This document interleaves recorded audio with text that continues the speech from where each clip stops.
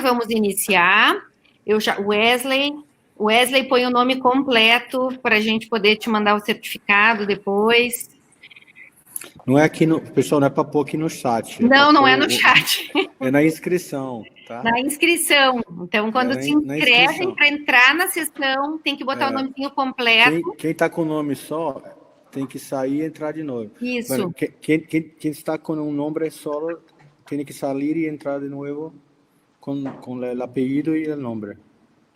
Sim. Para ganhar o certificado. Isso.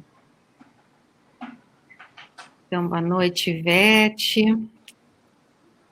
Deixa eu ver. Ela já voltou. Eu acho que nós vamos iniciar com o Donovan. Então, tem algumas notícias que eu quero dar antes de começar. Então, hoje a gente tem uma sessão conjunta de discussão de caso. Shelinha, tá com eco. É o eco dos outros. Hernan e Donovan, temos que... Isso. O microfone. Ah, perfeito. Então, nós vamos começar de novo uma nova sessão de discussão de casos. A gente sempre deixa uma posição livre para caso alguém queira discutir o caso no final. Então, a gente vai ter três casos primeiro, com 2 apresentadores, o Donovan Melgarejo, então, do Paraguai, e o Hernan Bayona, da Colômbia, que é um grande prazer tê-los aqui hoje conosco. E depois, no segundo round, vamos ter a Angélica da Alpisol e o Lucas Cabral, num segundo caso, que tem 2 momentos de decisão. E a partir da semana que vem, nós vamos ter nas aulas, então, nas aulas que são mais educacionais, na semana que vem, hemorragia subaracnoide com a Gisele e com o Michel. Depois, dali a 2 semanas, o Otávio vai falar de AVC hemorrágico. Nós vamos ter inscrições, então, nós queremos que os residentes e os fellows inscrevam casos interessantes para apresentar aqui do assunto do dia. Então, semana que vem, que a gente vai ter a aula da Gisele sobre hemorragia subaracnoide, nós vamos esperar, eu vou colocar o e-mail aqui, vocês vão escrever casos para apresentar, 2 ou 3 casos interessantes para a gente mostrar durante o Global, né, pessoal? Que aí a gente aproveita os residentes mostrando os casos para a gente poder discutir. Certo? Então, já vamos iniciar. Eu só quero mostrar um vídeo importante para vocês, uma mensagem da Behringer, que tem sempre nos ajudado, né, tem nos auxiliado tanto na organização dos centros, quanto no programa, na informação e na educação das pessoas no nosso país. Então, um videozinho aqui para vocês sobre um programa novo.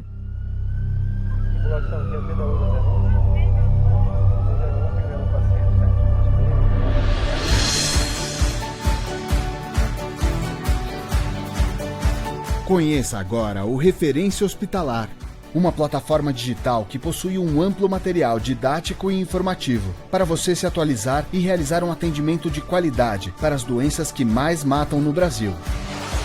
Uma ferramenta indispensável, cheia de conteúdos relevantes e atualizados que vão abrir um leque de possibilidades de conduta durante os atendimentos, além de dicas preciosas para o desenvolvimento da sua jornada profissional.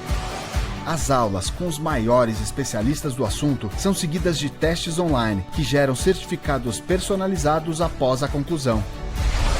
Referência Hospitalar, o seu acesso à educação médica continuada 24 horas por dia, todos os dias. Estamos de plantão para atender você. Acesse www.referenciahospitalar.com.br.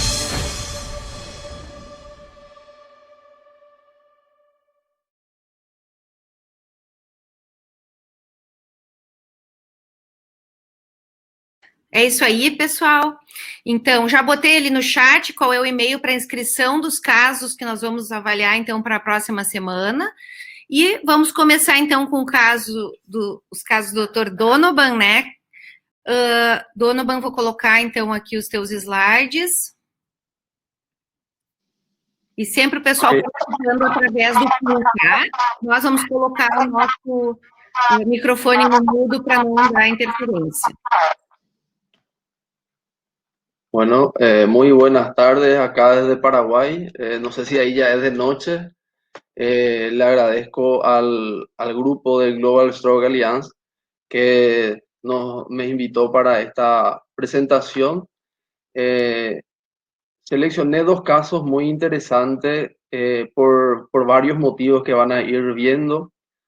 Antes de presentar el caso, quiero más o menos darle una reseña de lo que es el ictus, o sea, el dónde estamos atendiendo estos pacientes que vamos a presentar.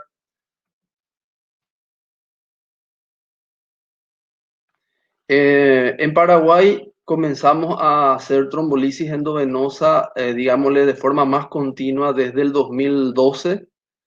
En el Hospital Central de IPS, que es de donde provienen estos dos casos que voy a estar presentando.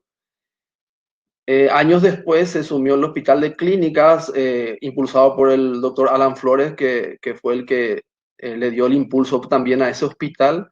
Y desde el año pasado estamos comenzando a trabajar también con otro hospital, que es el Hospital de Policía Rigoberto Caballero, en donde me encuentro trabajando actualmente.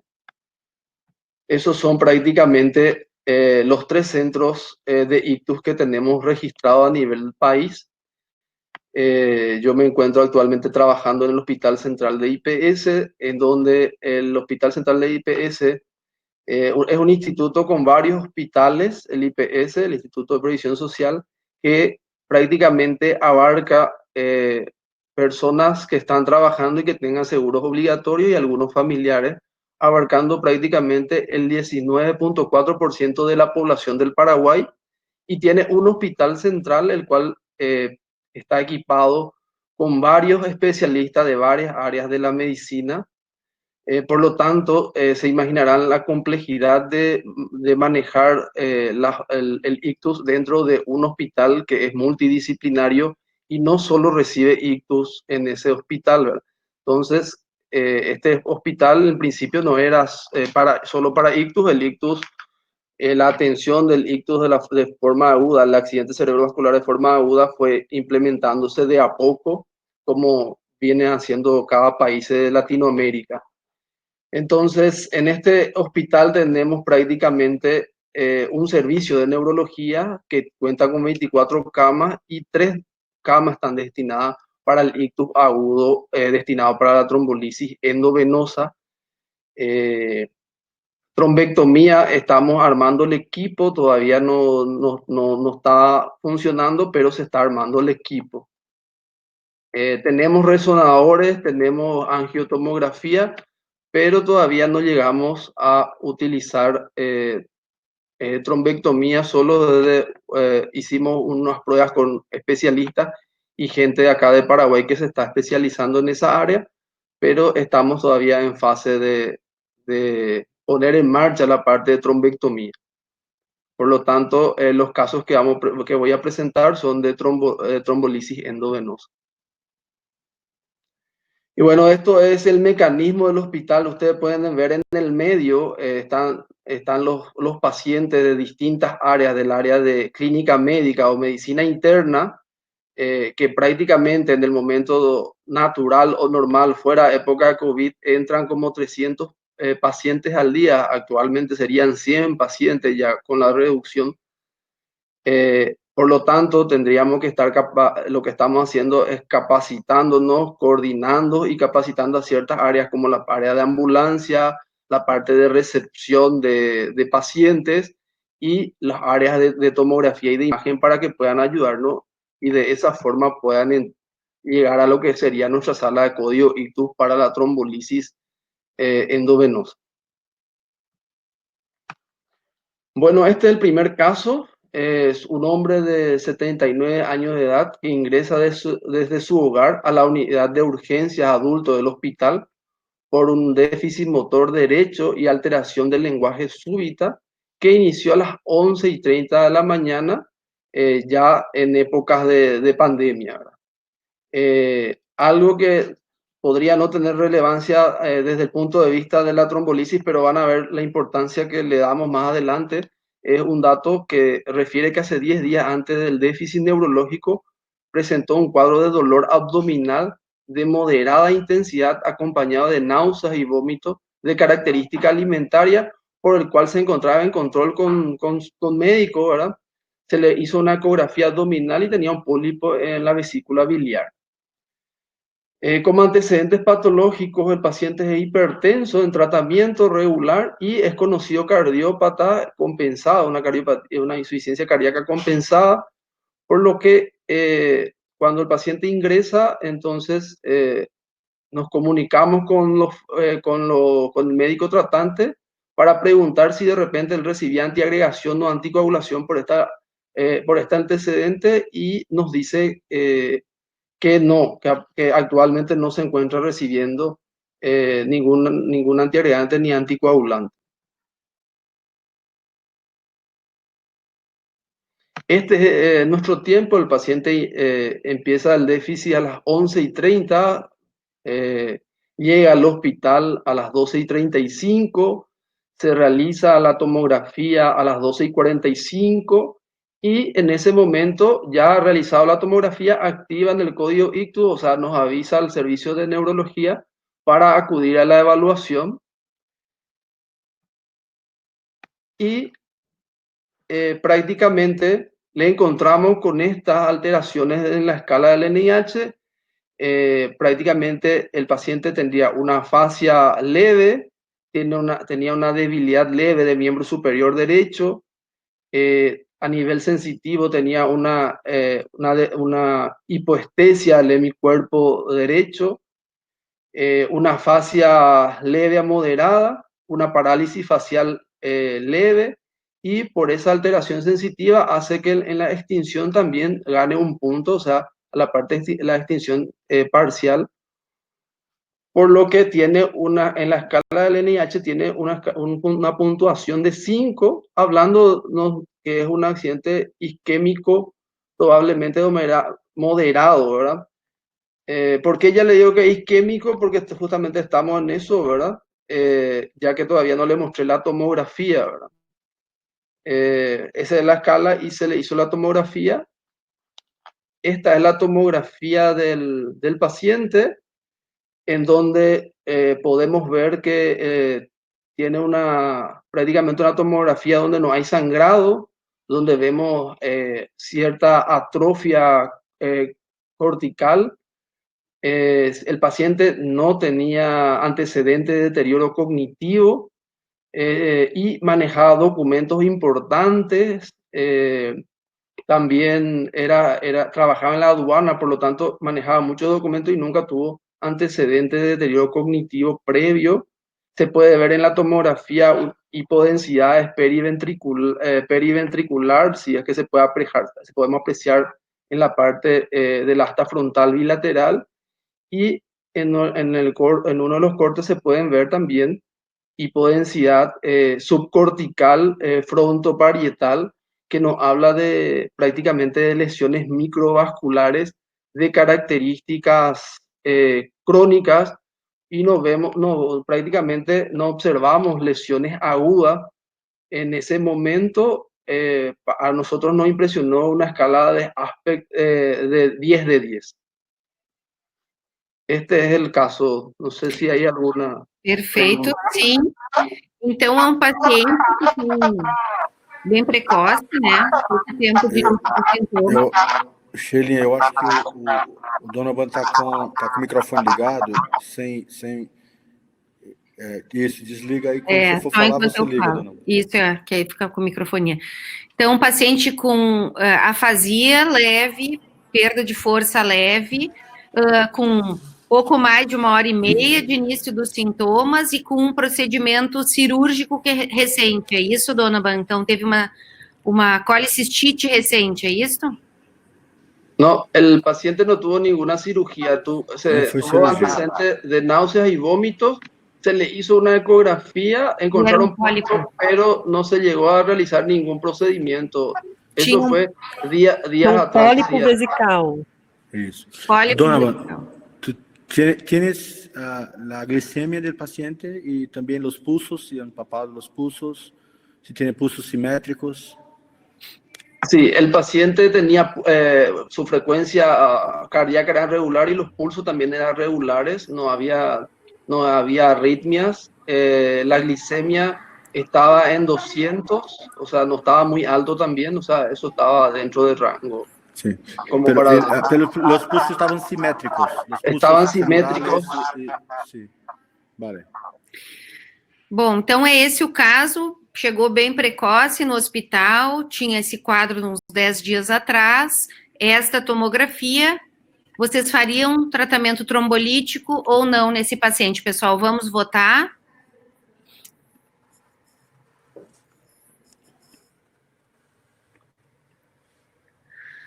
%90 sim, 91% sim, 91% faria trombólise e os outros não fariam. O que vocês fizeram, Donovan? Nos conta.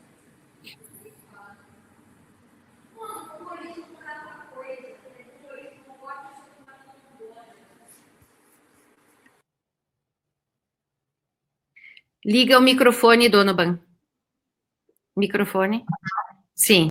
Lo interesante del caso es se inicia la trombolisis con una INH de 5 y durante la trombolisis, ya después del bolo del RTPA y ya iniciando la infusión continua, hace un deterioro de la escala del NIH y sin embargo el paciente sigue estando despierto, obedeciendo órdenes, pero su escala baja bruscamente.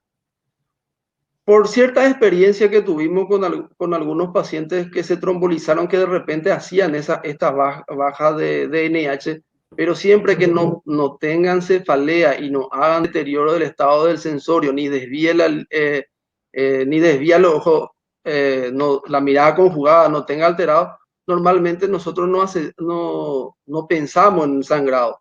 Por lo tanto, lo que hicimos es continuar con la trombolisis y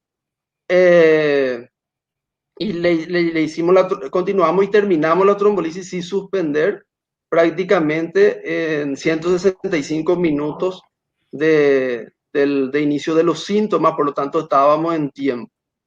Entonces, un punto que a nosotros nos pareció interesante, y si de repente ustedes pueden dar alguna opinión sobre eso, sobre el aumento del NIH cuando estás haciendo la trombolisis. Entonces, ¿qué hicimos?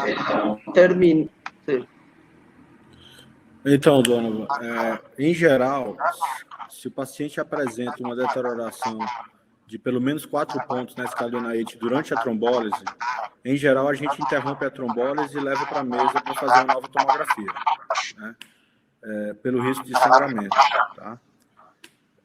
Já aconteceu muitas vezes, né,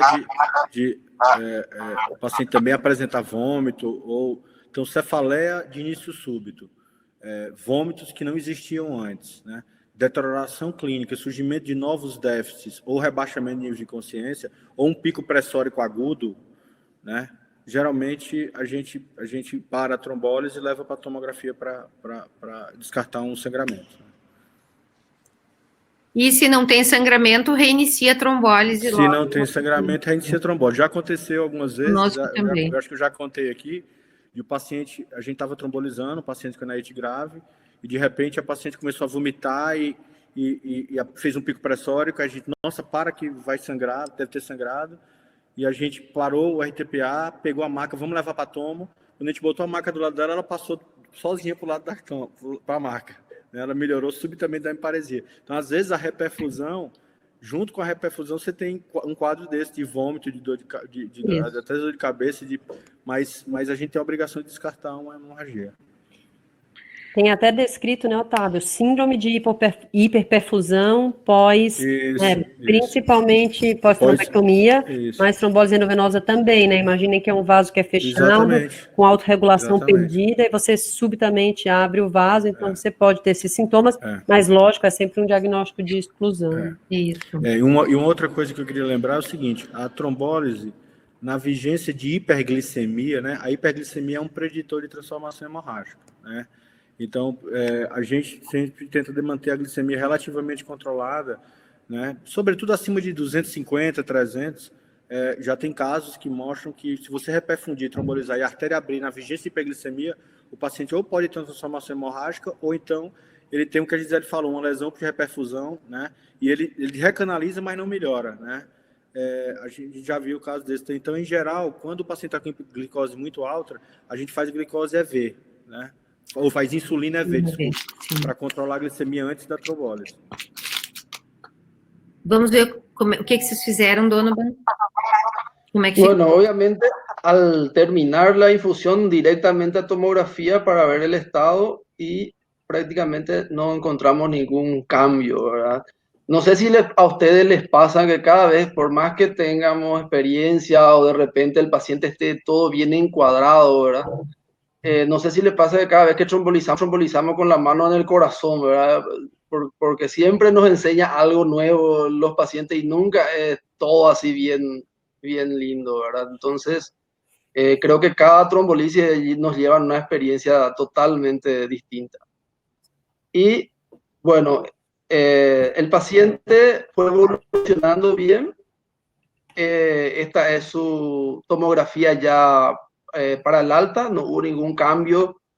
Y él recuperó su déficit para el alta, quedándose con una escala de NIH del 5 que tenía cuando se inició la trombolisis, pero como recuerda, bajó a 16. Probablemente si no trombolizábamos, eso iba a ser el déficit del paciente. Bajó incluso a 1.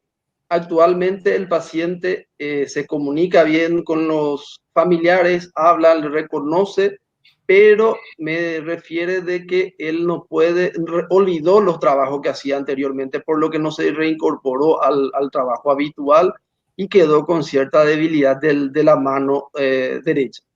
Eso es el paciente, o sea, tuvo una buena evolución. Ficó con ranking. Él quedó con ranking, actualmente quedó con un ranking de 3 porque no puede volver a hacer lo que hacía actualmente, ¿verdad?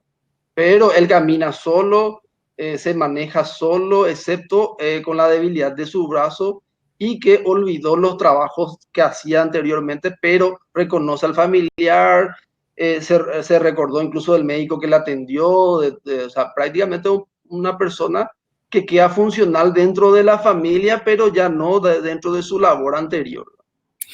Uma pergunta aqui no chat, que eu acho que a gente já pode fazer, Gisele, Otávio, Donovan, nesse caso desse paciente, vamos supor, que tivesse melhorado completamente durante o trombose. Acho que o Donovan tem que desligar o microfone dele.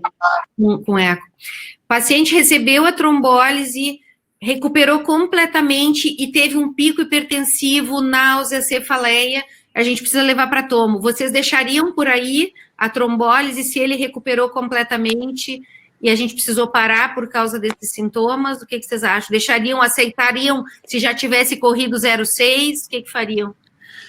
Hoje em dia, a gente tem a angiotomo para ajudar, né? Também. Aí tá muito mais fácil, né? Quando recanaliza tudo, a minha tendência é suspender a trombólise, tá? Se já recanalizou... Mas, Otávio, geralmente você não repete a angiotomo, porque foi com contrato, você vai... Não, é verdade. Mas talvez assim, esse caso que piorou dele, não teria feito tomo e angiotomo, talvez, né? Sem parar... Mas já aconteceu, nessas tromboses que a gente já fez na vida aí, de a gente suspender o paciente piorar e depois ter que voltar a trombólise, né? Então, assim, realmente, eu acho que não é uma decisão fácil. Por exemplo, quando a gente vai para a trombectomia mecânica, por exemplo, que a gente garante que a artéria está aberta, a gente para a trombólise. Depois que a artéria é aberta, a gente não deixa o trombolide correndo, sabe? Exceto quando é um paciente, por exemplo, com uma doença aterosclerótica muito grave, e uma placa aterosclerótica, uma oclusão aterosclerótica, e às vezes você abre e fica com medo dela fechar depois, aí a gente termina o RTPA.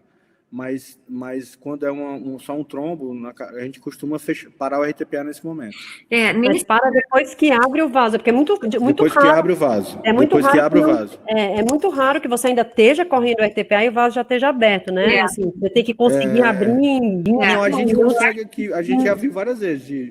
Aqui, como a tomografia é do lado da Angio Suite aqui, né? Às vezes a gente muitas vezes interrompe a trombólise, consegue interromper a trombólise. Mas interrompe depois do procedimento, né? Então, quando... Não, na hora que abre a artéria, que recanalizou tudo... Não, então, já fez o procedimento inteiro, é isso que eu estou dizendo, a gente está falando de um tempo porta-oclusão de vaso, assim, de tomo-oclusão de vaso, de menos de meia hora. De menos de uma hora, exatamente. Menos de meia hora. Eu tô dizendo, não é a regra, né? Não é a regra.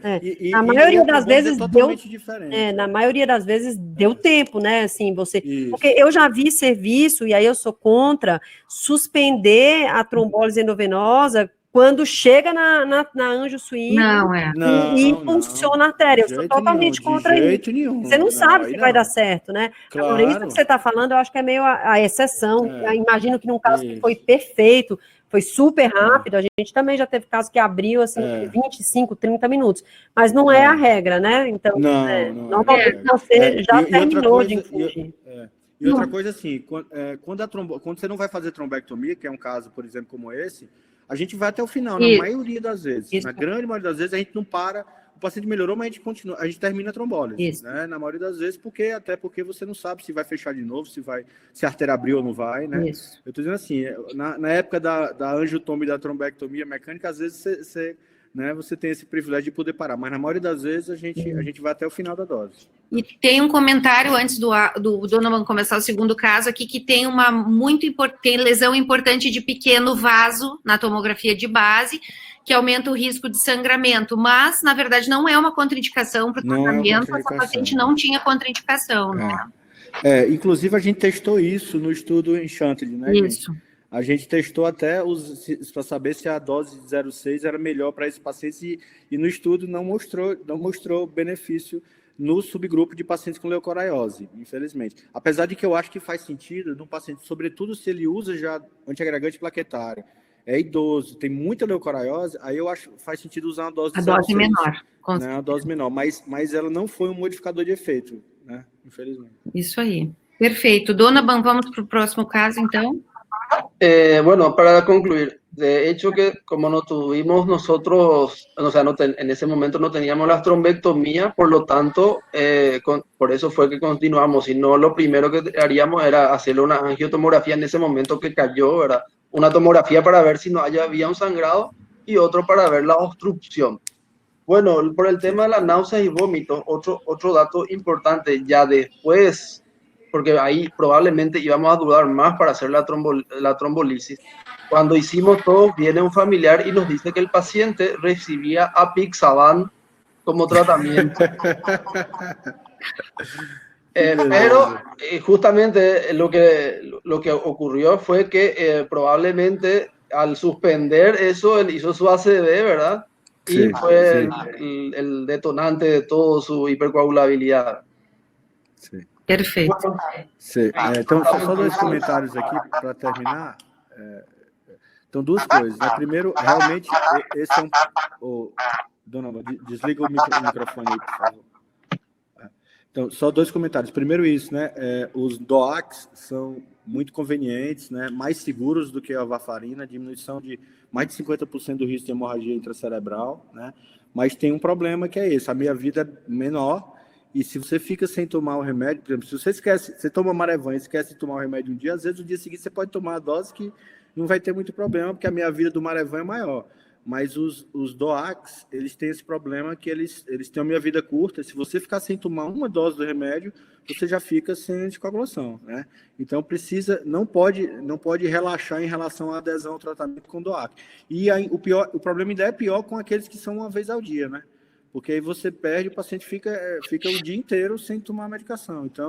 Então, realmente, esse é um problema. E o segundo ponto que eu queria pontuar é o seguinte, talvez uma das explicações para essa flutuação, Donovan, pode ter sido essa hiperglicemia, viu, cara? Uma das coisas que pode ter acontecido, ele deve ter aberto o vaso, eu acho que a trombólise deve ter sido um sucesso, deve ter aberto o vaso, mas uma possível explicação é que ele tenha reperfundido na vigência de hiperglicemia.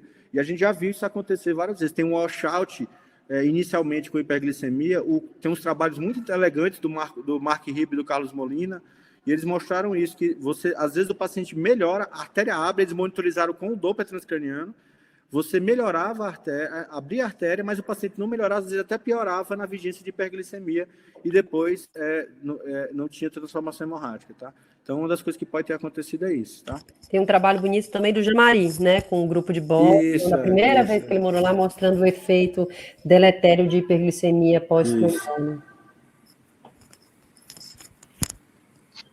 Perguntando sobre a experiência de uso de insulina IV durante a trombólise para hiperglicemia, a gente tem usado, né? Na verdade, essa é a ideia. A gente viu que está hiperglicêmico, usa insulina endovenosa, uma tentativa de deixar a glicose mais normal para fazer a trombólise, né? Exato. Próximo. Interessante a diferença de prática, Sheilinha e Otávio. Eu costumo usar subcutânea, assim, raramente preciso usar endovenosa para. Eu acho que o que está na diretriz é subcutânea. Interessante vocês usarem endovenosa, né?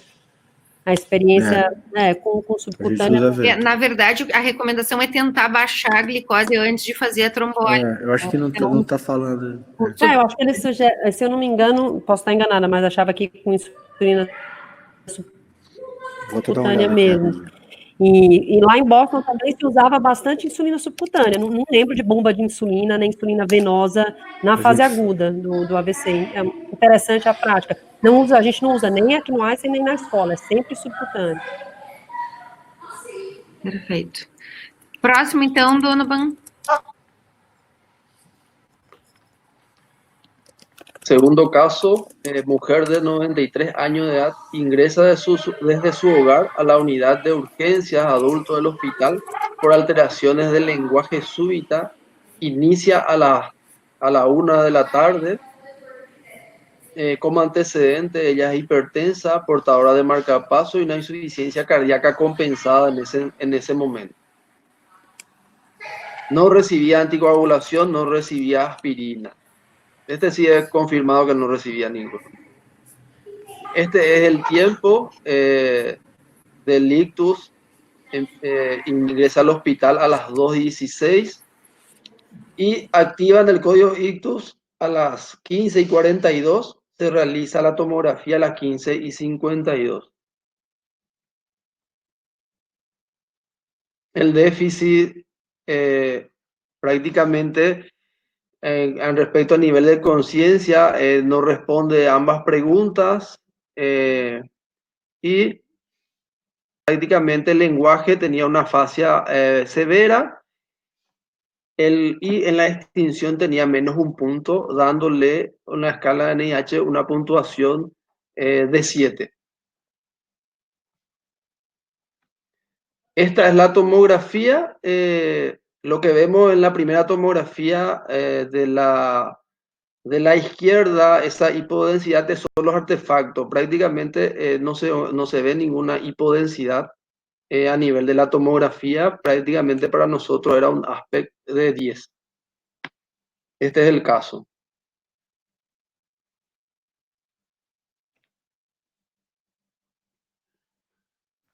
Excelente. Então, um paciente de 93 anos, tem 220 minutos agora, né? De início dos sintomas. E essa tomografia. E vamos ver com a audiência quem faria trombólise nessa pacientinha de 93 anos.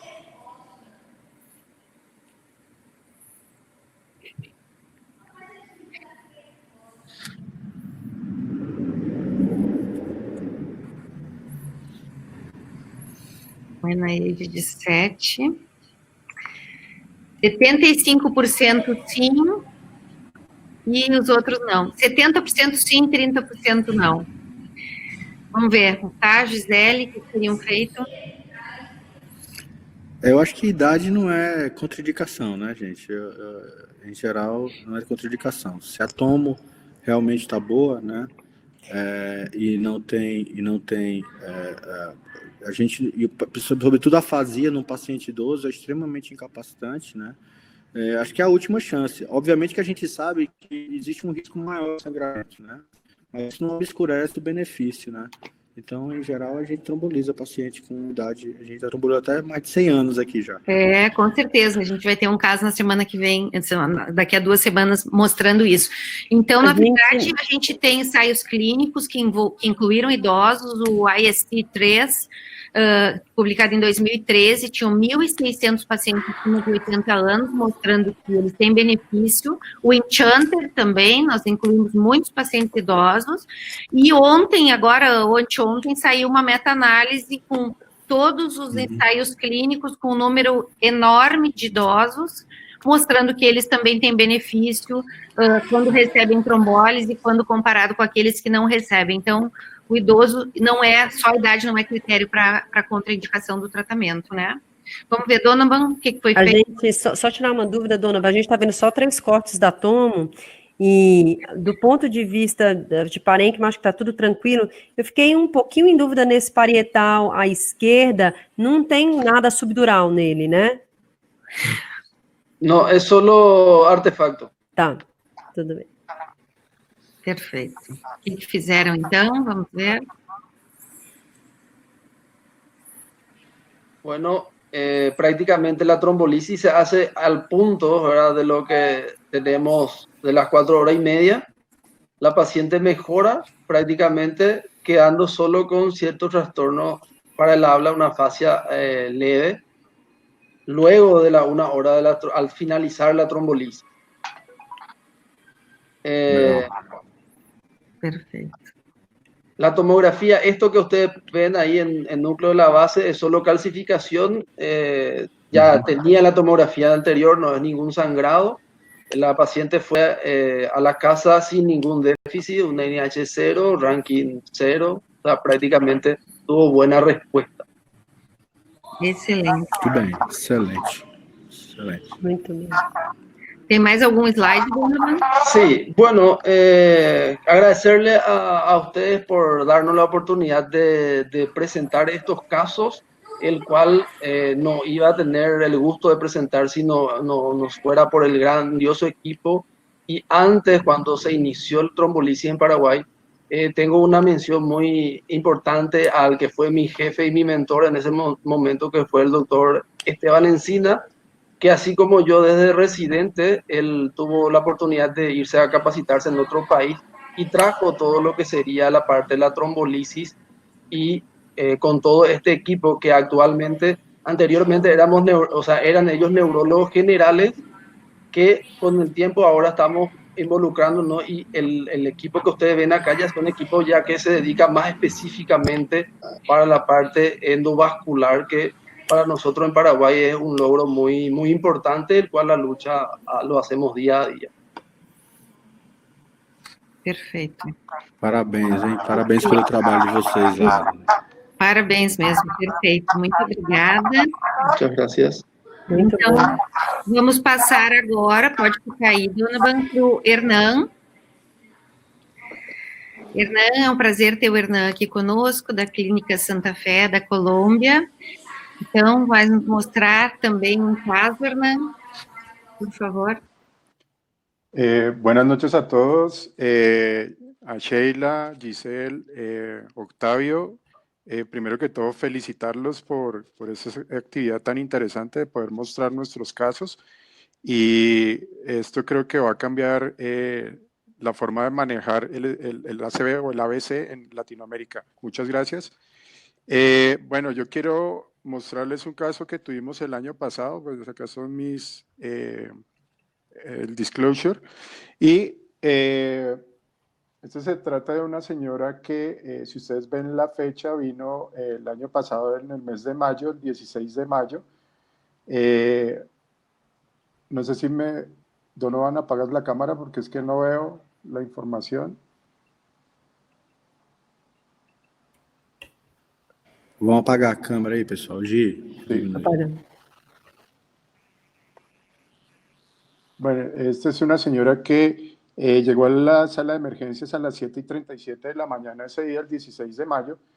Tiene 78 años, vino por un ACV del despertar, y la persona que estaba con ella, que es su hijo, a las 3 de la mañana la encuentra en el piso.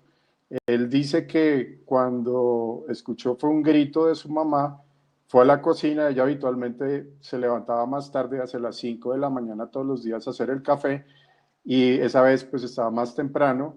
Él la encuentra en el piso y la nota rara, pero acá hay una cosa que hay que anotar, porque ustedes verán las horas, porque llegó tan tarde a urgencias, y es porque él tiene un deterioro cognitivo y no reconoció que su mamá tenía un stroke.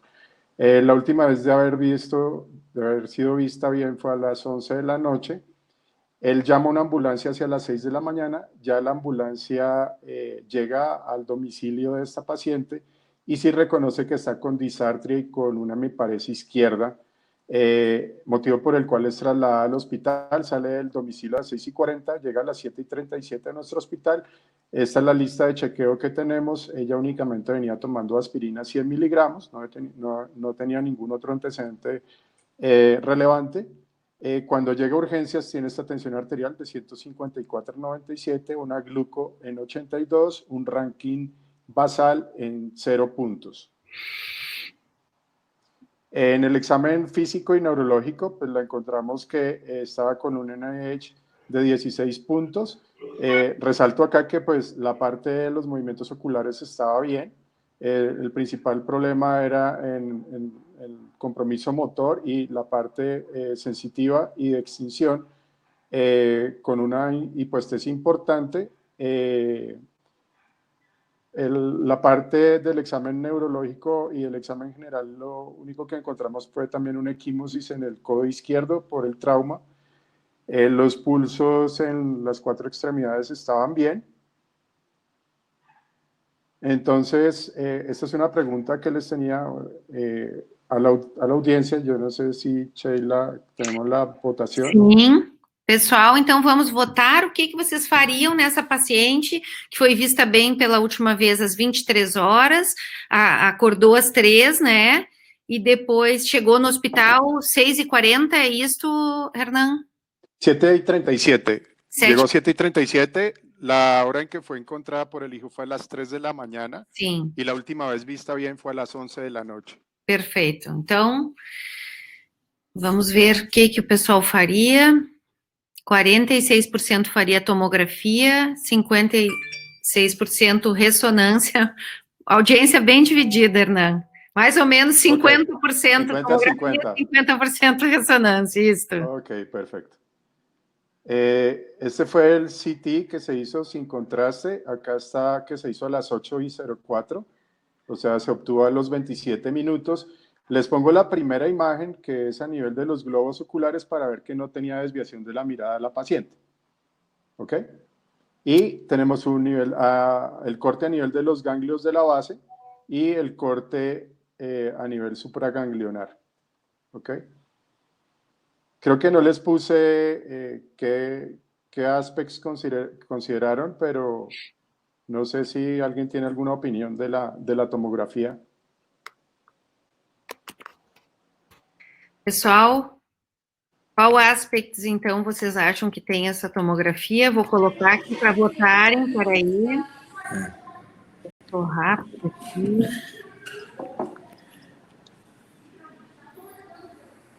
Que aspectos vocês acham que tem essa paciente? Vamos votar. 10, 9, 8, 7, 6, 5. Espero que não seja menos que 5. Porque...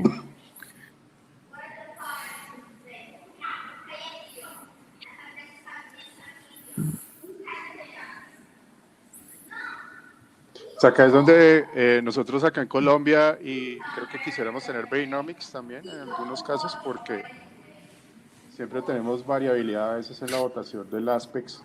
Sí. Pero lo que podíamos decir nosotros del tomo es que no tenía sangrado, no vemos sangrado. Listo.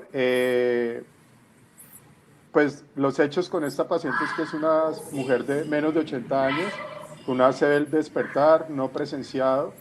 El aspects que se le dio a esta paciente por radiología cuando llegó fue de 6 puntos, el ranking basal de 0 y un NIH de 16. E Otávio, Gisele e Donovan, que aspectos vocês dariam nessa... Vamos voltar, posso voltar aqui o slide? Vamos lá. Quem está assistindo no banco, eu acho eu le dava muito baixo. Eu acho que é mais que 6, não sei. A impressão que eu tiraria com certeza a ínsula direita, né? Porque se você olhar, ele perdeu a faixa do córtex insular na ínsula posterior. A ínsula anterior à direita parece ter córtex insular, mas a ínsula posterior à direita está fora. Então, eu acho que está apagado. Então, eu tiraria um ponto daí. Gânglios da base, caudado, lentiforme e cápsula interna, eu não tiraria, tá? E eu fiquei em dúvida, talvez em M5, né? M5 parece ter... Assim, se você olhar em geral a tomografia, tem mais suco do hemisfério esquerdo do que o hemisfério direito, né? Mas só a perda de suco não é uma contraindicação, né? Isso, então, não pontua. Eu acho que... Isso, não pontua. Então, agora tem uma certa perda de definição de substância branca e cinzenta, um sinal precoce, em M4 e M5, né? Eu pontuaria pela hipodensidade, pontuaria aí, talvez, tiraria um ponto aí. O meu aspect, do que eu estou vendo aqui, eu daria um aspect de 8 para ela. No máximo 7, mas 8, eu acho que seria... Ok. Concordo. El mismo, 8. Perfeito. Mas não é uma grande área comprometida. Não é. Ok. O que mais? Eu posso só fazer um comentário aqui também sobre a neuroimagem? A escolha da neuroimagem. Não sei se você vai comentar sobre a ressonância tomografia, não? Não nesse momento. Então, assim, ó, esse caso era um caso que, se eu dispusesse de ressonância, eu faria ressonância. Sim. Né? Por quê? Porque você é um quadro clássico, né, para utilizar o mismatch de fusão-perfusão, tá? Sim. Então, por quê? Porque você tem um less sinuel, quer dizer... Difusão, flare também, né? Desculpa. O mismatch flare de fusão, né? Então, por quê? Porque o paciente foi visto bem nas últimas 24 horas e a descoberta dos sintomas foi a menos de 4 horas e meia, né? Se você olhar das 3 às 6h30, dá 3 horas e 30. Então, existe a possibilidade ainda dela estar dentro da janela. Se tivesse descoberto às 2 horas da manhã, aí não adiantava mais fazer ressonância, porque ela já tinha sido descoberta depois de 4 horas e meia. Mas como a descoberta dos sintomas foi a menos de 4 horas e meia, é um caso clássico para você usar o mismatch de fusão-perfusão. Mas eu acho que ela chegou com 4 horas e meia. Mismatch flare de fusão, né? Eu acho que ela chegou com 4 horas e meia. Às 13, ela chegou às 7h33, foi isso, Hernan? Sim, ela chega à urgência às 7h37. Ela chegou com 4 horas e meia. Tá. Então tá. Aí não adianta mais fazer o mismatch flare de fusão. Eu tinha entendido que ela tinha chegado no hospital às 6h30. Eu também tinha entendido no primeiro momento. Tá. Não, então aí não adianta mais fazer o mismatch flare de fusão. Aí, nesse caso, eu acho que realmente eu faria tomo e angiotomo, né? Porque ela pode ser uma candidata para trombectomia mecânica. Bom, mas de qualquer maneira tem uma pergunta agora, né, Hernan? Próxima pergunta, vamos ver. Só um comentário aqui. De novo, isso se a gente só dispusesse de ressonância, tá, gente? Aqui no meu hospital, por exemplo, a gente não dispõe. E a gente sempre faz tomo e angiotomo, porque nesses casos a gente considera a trombectomia mecânica. Então, um ponto importante, quando eu tenho nas mãos as duas possibilidades, tomo, trombectomia e trombólise, para paciente com janela estendida, eu não faço trombólise. Em geral, a gente procura a trombectomia mecânica. Esse é um ponto. Agora, Otávio, se a gente tivesse a perfusão, a perfusão por tomografia, né, eu acho que aí é um outro conceito da ressonância. Ao invés de tentar datar, eu vou ver se existe tecido viável ainda. E que no Extend... Isso, mas o problema do Extend é isso, quer dizer, imagina, você tem um tecido viável, se tem mismatch, tem oclusão proximal, eu provavelmente não vou fazer trombólise. Não, concordo contigo, mas eu concordo contigo. Eu estou discutindo assim, se a gente tiver a perfusão, o paciente pode ter uma oclusão que seja distal, que não seja acessível para trombectomia. Aí é o caso ideal. Se ele estiver dentro da janela de 9 horas, né, eu ainda posso, eu tenho dado de literatura dizendo que eu posso fazer trombólise endovenosa. É o que a gente tem feito aqui quando tem oclusão distal. Mas eu acho que esse caso é interessante, porque assim, é uma tomografia, eu acho que a próxima pergunta do Hernan é se faria trombólise endovenosa, ¿no, Hernan? Sí, pues en realidad hubo otro neurólogo que fue el que recibió el caso, uno de mis colegas, y yo creo que él estaba pensando en hacer trombectomía mecánica de entrada en este paciente. Por eso hizo hizo tomo y después ya les cuento el resto, pero la siguiente pregunta es si ustedes le pondrían TPA al paciente. Exatamente. Então, vamos dizer o seguinte, esse paciente está num hospital que só tem trombólise endovenosa. Só tem trombólise endovenosa. E foi vista bem às 3 da manhã e chegou com 4 horas e meia de início dos sintomas, tem um NIH de 16 e aquela tomografia. Você faria trombólise endovenosa se é o meu único recurso no hospital? O que vocês fariam? Não é um caso fácil de decidir. Essa aí de eu tenho trombectomia é muito fácil. Mas por muito tempo, esses casos aqui chegaram muito aqui, né? Por muito tempo era tudo que a gente muito, exatamente. Olha ali, ó, metade faria trombólise e metade não faria. Gisele, o que tu faria se fosse no teu hospital e só tem trombólise e tem um mismatch clínico radiológico? Eu acho que tem um mismatch clínico radiológico. Eu também acho. Eu faria. Eu faria também, Otávio. Tu não assim, ó, é o seguinte, eu diria assim, tira as crianças da sala, né? Tira as crianças da sala, porque é o seguinte, se você for seguir os guidelines, né? Essa paciente tem uma contraindicação, ela não tem indicação de trombólise, né? Porque ela está com a janela, o last seen well time dela, né, é mais de 4 horas e meia, né? Você não está usando o mismatch de fusão flare. Isso, então, pelos guidelines internacional, ela não tem indicação de trombose. Mas se você perguntar para uma Gisele da vida, para uma Sheila da vida, eu costumo dizer para uma Soraya da vida, Soraya aqui que era contratada aqui da UE, né? A gente chama isso até de... Tem até um nome aqui em Ribeirão Preto, é soraiada, né?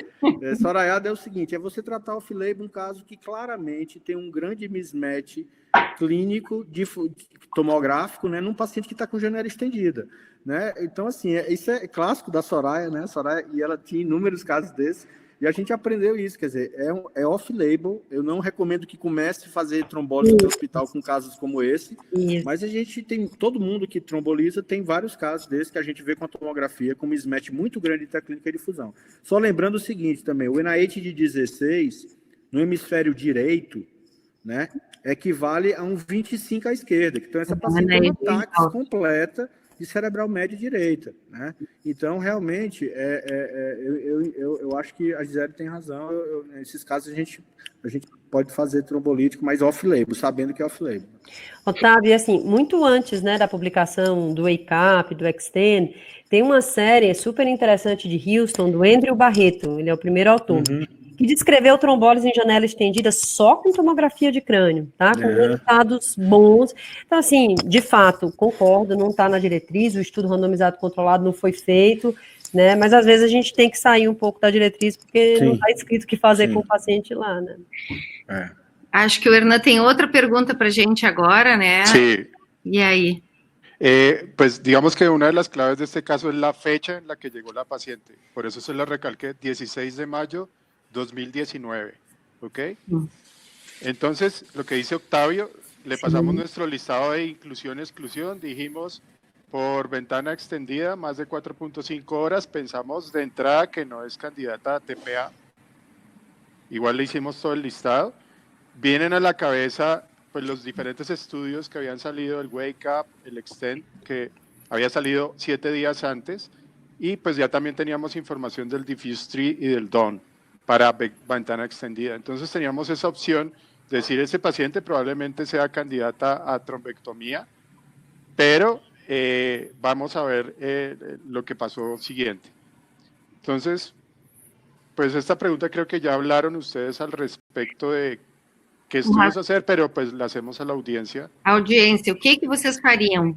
Uma angiotomografia, uma tomoperfusão, uma angiorressonância ou uma perfusão por ressonância?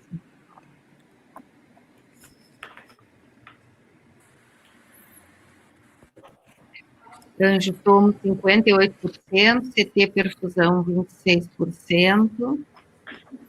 A maioria utilizaria tomografia. E lá no final, 20% de MRI. E aí, Hernan, o que vocês fizeram? Ok. Entonces, como les decía, una semana antes había salido el estudio Extend, el 9 de mayo, y pues obviamente pues acá cuando miramos, la paciente correspondía a la edad, a más o menos el valor de NIH, a la ventana entre 6 y 9 horas. Estaban los tiempos más o menos dentro de las características del estudio Extend.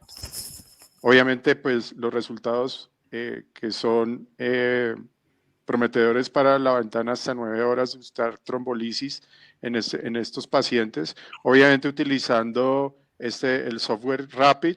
Nosotros no tenemos Rapid, y creo que ahí les había hecho yo una pregunta también acerca de si en los hospitales de las personas que están en esta reunión, si tienen Rapid o tienen algún sistema de inteligencia artificial para interpretar las imágenes. Ahí.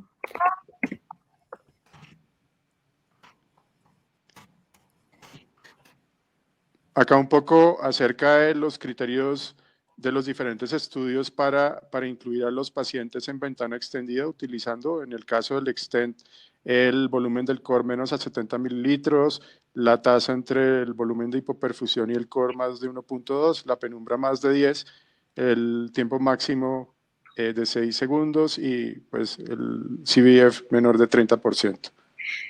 No chat pergunta, pessoal, se vocês têm no seu hospital software para perfusão por tomografia, software automático, né?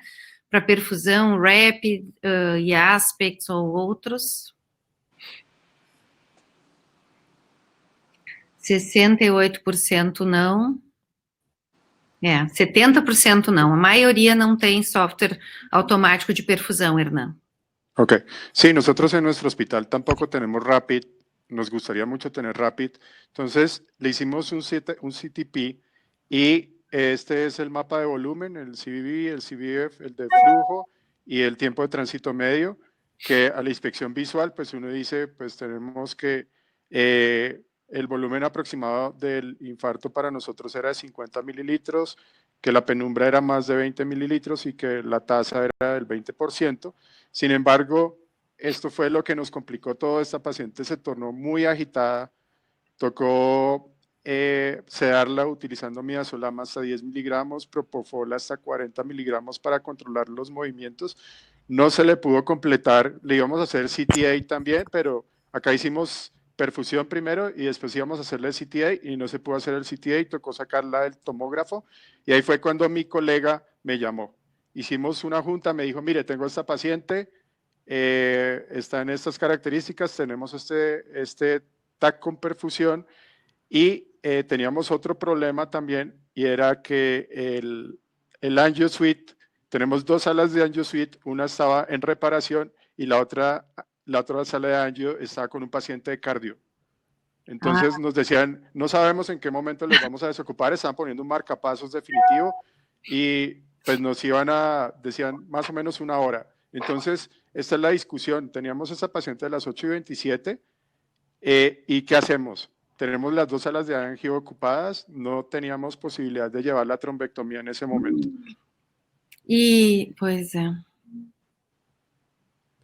Pues acá un poco lo del resumen de lo de las imágenes ahora, y pues los pacientes con ACV desconocido del inicio, pues se puede utilizar tratar de buscar el desacople por resonancia a través de la difusión del FLAIR, que era lo indicado de entrada probablemente en esta paciente, o los mapas de perfusión con TAC, que también, y tenemos las 2 alternativas de llevar al paciente o a trombectomía mecánica o a trombolisis intravenosa. Bom, como não tinha possibilidade de trombectomia, vocês têm a imagem da difusão para a gente confirmar o tamanho da área isquêmica? Sí, el problema ahí es que la señora estaba muy agitada. Entonces, incluso se perdió la línea venosa. Entendi. Teníamos problema acá con la ocupación de las salas de angio. Entonces, no teníamos posibilidades de hacer nada más en ese momento. Entendi. El peso observado de la paciente era 68 kilos. La dosis calculada de TPA fue 61 miligramos, le pusimos 6 miligramos en bolo y 55 miligramos en 1 hora. La hora de inicio del TPA fue a las 9:14 de la mañana y el tiempo puerta aguja fue de 97 minutos. ¿Okay? Excelente. La pregunta que yo le tengo a ustedes como expertos, o sea, es decir, nosotros estábamos esperando poder llevar a esta paciente a trombectomía, pero teníamos estas dificultades de mucha agitación y de no tener una sala de angio disponible en ese momento. Cuando estaba en el transcurso, casi a las 10 de la mañana, desocuparon la sala de angio. ¿Ustedes le hubieran llevado a trombectomía a esta paciente a pesar de haberle puesto TPA? ¿O cuál es su opinión? Aí depende se o paciente, se abriu o vaso. Interessante, interessante. Muito boa. É fora de qualquer estudo, né? Porque essa é uma pergunta, né? Assim, se na janela estendida, quer dizer, a gente tem um estudo mostrando que a gente pode fazer trombólise endovenosa, ponto. E a gente tem um estudo vários falando que a gente pode fazer trombectomia, ponto. Sim. Trombólise endovenosa seguida de trombectomia na janela, a gente não tem nada. A gente não tem. Mas eu levaria, né? Eu levaria, tá? Eu acho que se a artéria estiver ocluída, o que eu faria era realmente avaliar, né? Se a artéria continua ocluída, a gente tem uma tendência a levar o paciente para tentar abrir, né? Eu acho que não tinha. Aqui em Ribeirão Preto, provavelmente ela ia ganhar uma trombectomia mecânica. Agora, eu acho que esse caso ilustra bem, né? Como é bom como o paciente não lê o livro, né? É isso aí. É impressionante, o paciente não lê o livro e as circunstâncias também dificultam. Então, já aconteceu aqui também, ou de faltar device, ou da sala de anjo que está com problema, e às vezes a gente acabou trombolizando usando o protocolo do Extend dentro desse processo, porque não dispunha da trombectomia. Por isso que é interessante ter esse protocolo do Extend disponível para trombolizar esses pacientes com a janela um pouco mais estendida mesmo, né? Vemos que nosotros siempre analizamos un poco por qué se nos extiende el tiempo puerta aguja y hacemos análisis dependiendo de la época del año, pero pues en este caso hemos hecho análisis y una de las cosas es por qué se puede demorar el tiempo puerta aguja, es por ejemplo al hacer imágenes dobles o el paciente que está muy agitado. Hemos tenido pacientes muy obesos que no podemos meterlos ni al resonador y a veces el tomógrafo también es difícil en personas muy pesadas, pero bueno, esto es parte del análisis y sí lo que hicimos fue llevarla a trombectomía. Acá ustedes ven, pues está amputada la M1 en el lado derecho, esta es la fase arterial, el B es la fase capilar en el que hay un defecto de perfusión bien importante de la cerebral media en el lado derecho y ese es después de haberle hecho toda la parte mecánica, tuvimos una reperfusión que se calificó en TICI 2B. Perfecto. La pausa de seguridad fue a las 9:46 de la mañana, se hizo con anestesia general, dado que la paciente estaba muy agitada. Se hizo la punción femoral derecha a las 10, el tiempo a la ingle fue de 143 minutos. Se hizo una primera aspiración con penumbra a las 10:18 en M1, una segunda aspiración a las 10:43 porque se migró el trombo hacia M2 y se hizo un primer paso de Solitaire a las 11:10. Ahí fue cuando se obtuvo el TICI 2B con un tiempo a reperfusión de 213 minutos. Estos fueron los tiempos de fluoroscopia y estas otras cosas.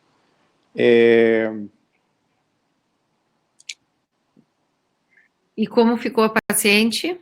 Ok, entonces ese es el TAC de control a las 24 horas. Entonces cuando nosotros vemos este TAC, yo me hago esta pregunta y es ¿por qué este resultado? Después de haber hecho todo esto. Y es una pregunta a ustedes los expertos, no la hice a la audiencia, sino a ustedes los expertos porque me gustaría conocer su opinión. Un paciente que de todas formas está en ventana extendida, hicimos todo para poderlo llegar a abrir, se reperfundió, pero tenemos este resultado de tomo después de haber hecho el tratamento. No sé si tengan... Aumentou um pouco aqui, né? Não tinha esse M6 aqui, não tinha antes. Essa área de M4 e M5 já tinha no início, né? E aqui essa área, pelo menos a intro, aqui já tinha também no início. E aí, Carlos? Assim, tem vários motivos, eu acho que para você, às vezes, recanalizar o vaso e não obter o sucesso que a gente espera, né?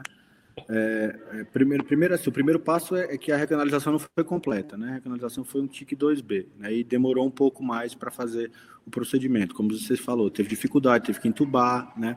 Uma das coisas que acontece quando às vezes faz anestesia geral, não sei se vocês prestaram atenção nisso, é que às vezes o paciente faz hipotensão junto com a anestesia geral também, né?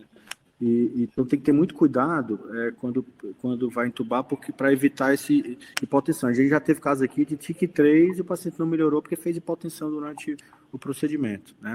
E a outra coisa é assim, às vezes o paciente é um progressor rápido, um pouco mais rápido, tem um fluxo colateral que não é tão bom mesmo, né? A gente não viu, chegou a ver o fluxo colateral com detalhes, mas e às vezes, mesmo abrindo a artéria, você não tem o resultado que espera, porque o tecido já está criticamente lesado, né? Então, lembrando que ele tinha um NIH que era compatível com uma lesão desse tamanho, né? Desse tamanho, a minha impressão é que a gente não ajudou muito, mas a gente não prejudicou. Eu acho que tentou, né? Você vê, não tem transformação hemorrágica nenhuma, né?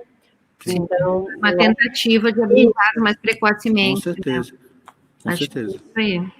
Sí, yo creo que acá, pues también pensando en eso, hacia atrás no teníamos imágenes de CTA para ver todas las colaterales, para ver cómo tenía las colaterales esta paciente. Entonces, para nosotros, digamos que pues este resultado es difícil. Sin embargo, pues lo que dice Octavio, me fui a los registros anestésicos durante el procedimiento, que es lo que miramos. Acá está el inicio del procedimiento. Esta paciente tenía 190, 120 de tensión. Sí. Acá fue cuando se intubó, que fue más o menos a las 9:30. Acá es la pausa de seguridad y acá es cuando se hizo la punción de la ingle. Ya estábamos por fuera de las metas de presión arterial. En la primera aspiración, ya hacia las 10:20 aproximadamente. Luego, antes de las 11, la segunda aspiración y luego el paso del solitaire. Ustedes ven que hay una caída de tensión arterial bastante pronunciada. Sí. En el registro anestésico, y pues es una de las cosas que de pronto sí. Hay que tener en cuenta, y por eso puse también este otro slide, que durante el procedimiento anestésico o durante el proceso de recanalización y reperfusión es mejor evitar caídas de presión arterial media por debajo de 70 y evitar que caiga más del 40% de la tensión durante el procedimiento. Y una vez se logró la recanalización, ahí sí tratar de controlar la presión arterial, ojalá en estos valores de 140, 160. Entonces, esta paciente pues se le hizo un CTA de control a las 48 horas, pues había recanalizado la arteria, y la evolución estuvo en unidad de cuidado intensivo neurológico, intubada las primeras 24 horas, incluso estuvo los primeros 3 días con intubación. Con soporte inotrópico le tuvimos que hacer aumento de la tensión arterial con norepinefrina. Y como ustedes ven, a los 7 días tenía NIH de 16.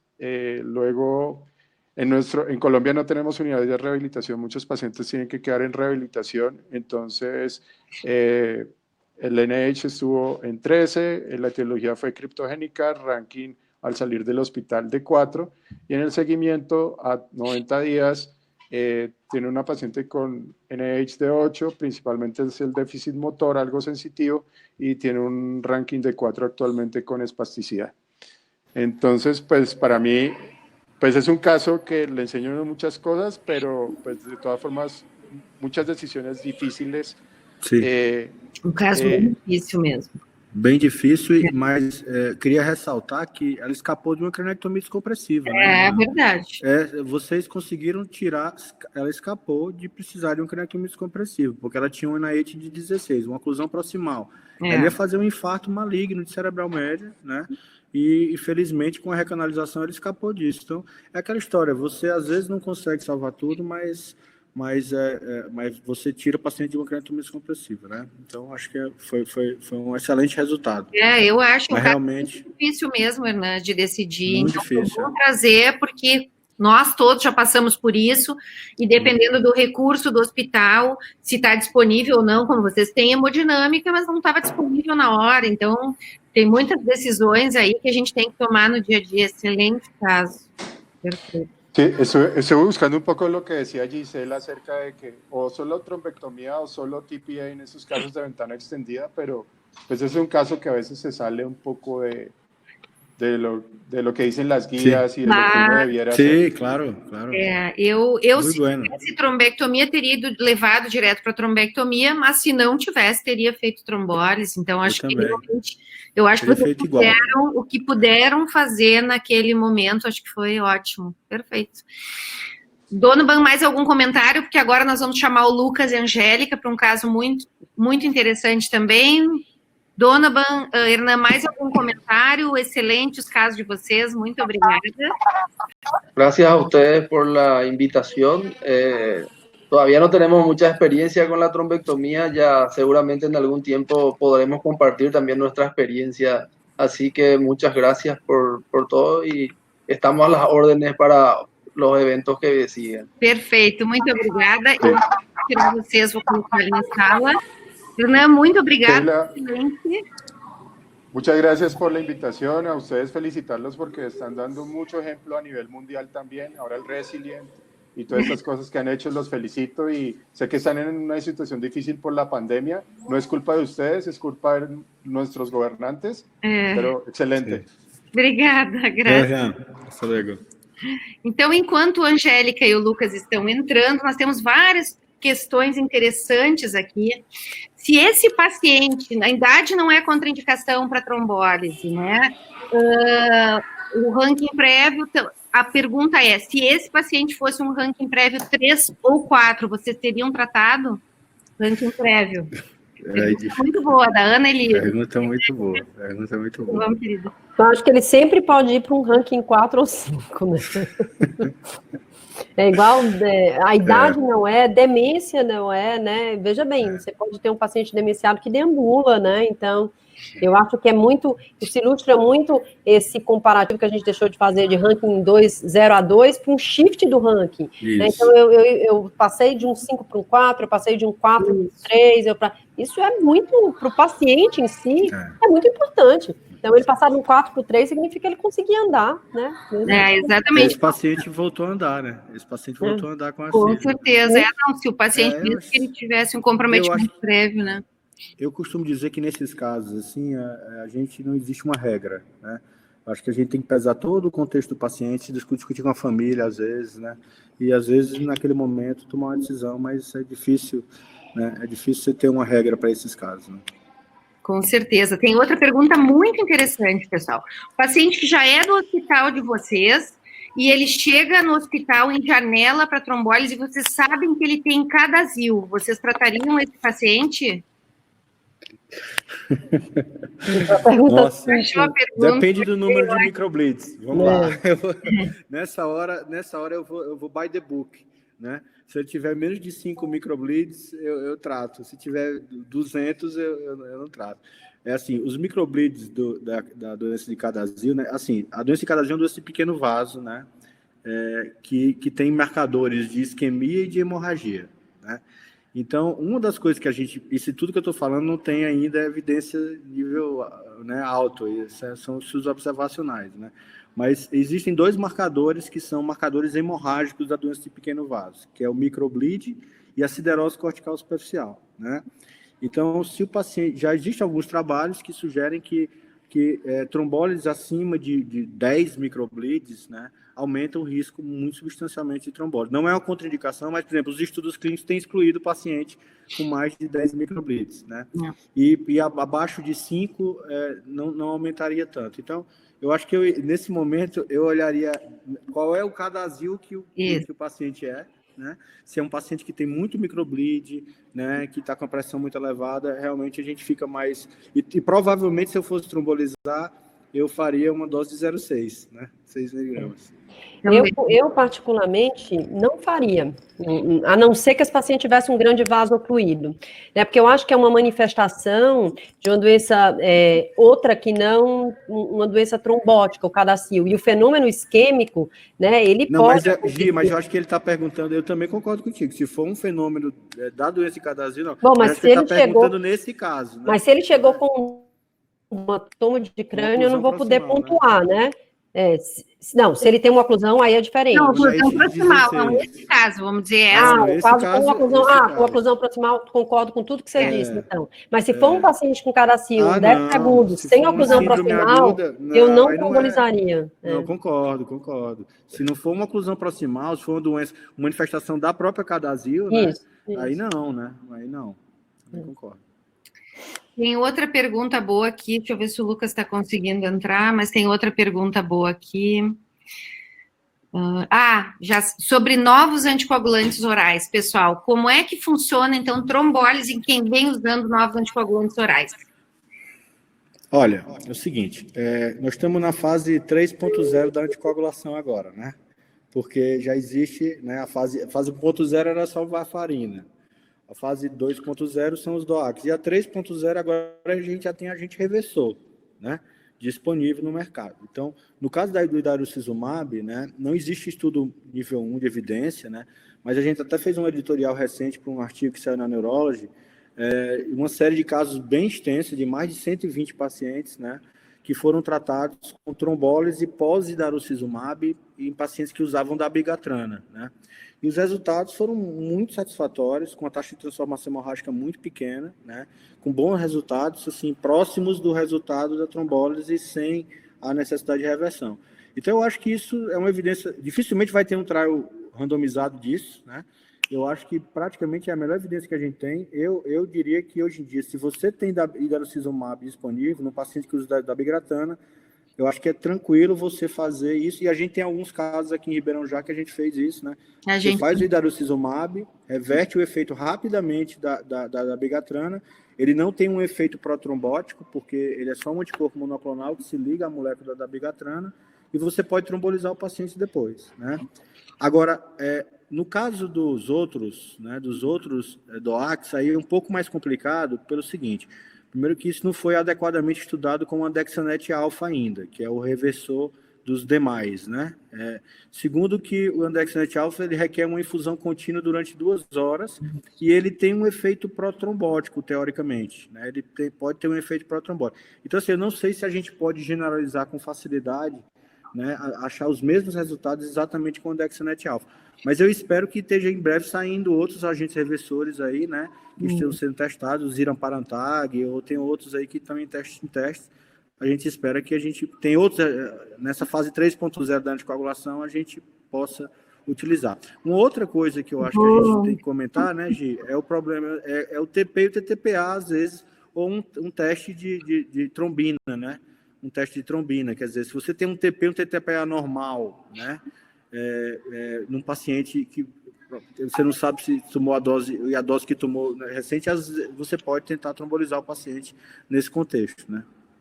A recomendação, na verdade, para os outros anticoagulantes é 48 horas sem uso para trombolizar. Se a gente for seguir guideline, essa é a recomendação. Em relação ao andexanet, o Otávio já falou, e provavelmente não vai ser droga para a gente utilizar como reversor para trombolizar, talvez com os próximos, sim.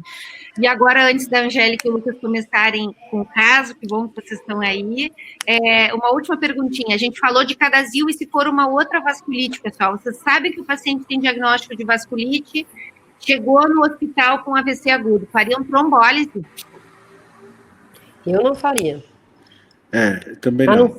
Vale assim, se você fez um angiotomo e tem uma oclusão de grande vaso, aí eu consideraria, mas assim, só eu levaria para Trombeck, eu levaria para Trombeck, mas eu não faria, não. Duas situações que eu não faria, né? Uma é endocardite bacteriana conhecida, tá? Endocardite bacteriana, e outro num paciente com vasculite cerebral, né?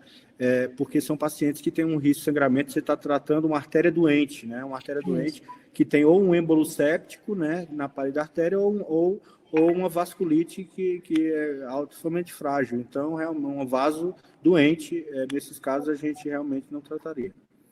Perfeito. E agora vamos ver o caso interessantíssimo, então, que a Angélica e o Lucas estão nos trazendo. Vamos ver aqui. Deixa eu apagar aqui a nossa câmera, deixa eu colocar vocês para baixo. A Angélica e o Lucas trabalham no Hospital Moinhos de Vento. A Angélica é neurologista vascular, o Lucas é neurologista e neurointervencionista, então é um prazer tê-los aqui conosco.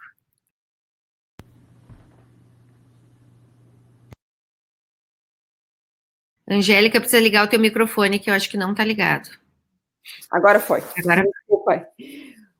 Obrigado pelo convite aí, Sheila. Obrigado a todos os fellows do Hospital Moinhos também, os residentes que ajudaram nesse caso, o Gustavo Fernandes, que também ajudou aí na decisão do caso e na discussão, né? Então, esse foi um caso que aconteceu no Hospital Moinhos de Vento no final de maio, mulher de 68 anos, feminina, viúva, aposentada, ela é natural e procedente de Porto Alegre, né? Ela procurou a emergência do Hospital Moinhos no dia 21/5, com o histórico de ter sido encontrada pela filha às 15h40, deitada no sofá, sonolenta, com alteração de marcha, queixando-se de um mal-estar inespecífico. Ela conseguia balbuciar algumas palavras. Nesse momento em que a filha encontrou ela conseguiu sair de casa com uma certa dificuldade para caminhar, mas conseguiu sentar no carro e veio nesse trajeto ao hospital, piorando da fala e piorando da marcha. Ela chegou no hospital, ela já não conseguiu mais sair do carro, nem com o apoio, que foi a maneira como ela entrou no carro de casa, né? Essa paciente morava sozinha, então o que a gente tem de informação é que a filha havia falado com ela na noite anterior, por telefone, né? E uma informação que veio da família é que eles notaram que ela não estava acessando o WhatsApp, é uma mulher que lidava com tecnologia, assim, conversava com as filhas por WhatsApp com uma certa frequência, né, e a última vez que ela havia entrado no WhatsApp era às 11h da manhã, e quando eles viram que não conseguiram mais contato com ela, foram até a casa dela e encontraram ela nesse estado, né. Então, a paciente chega no hospital às 16h36,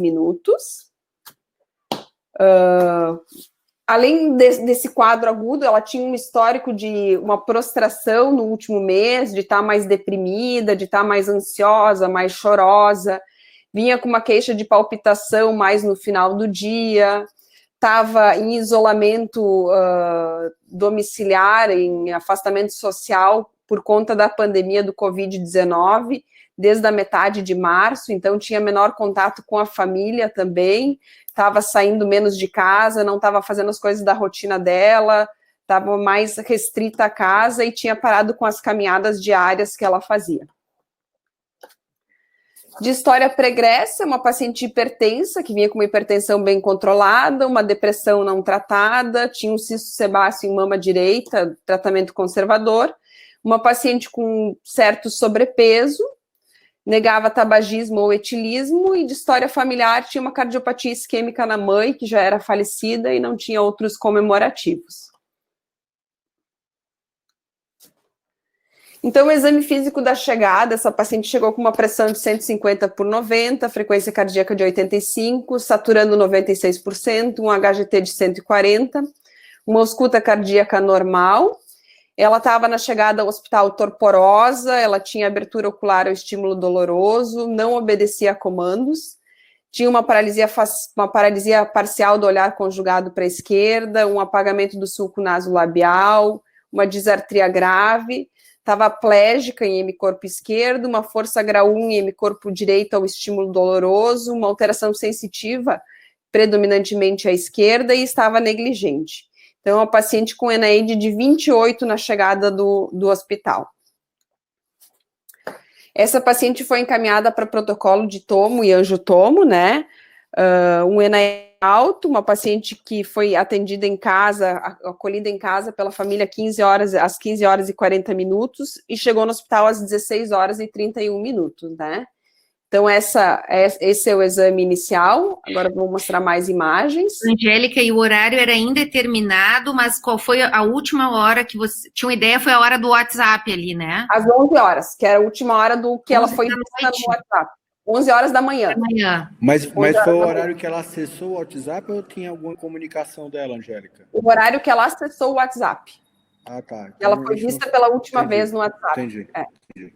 Mas ela mandou uma mensagem nesse horário, é isso? Pelo menos isso ou não? Ela foi vista.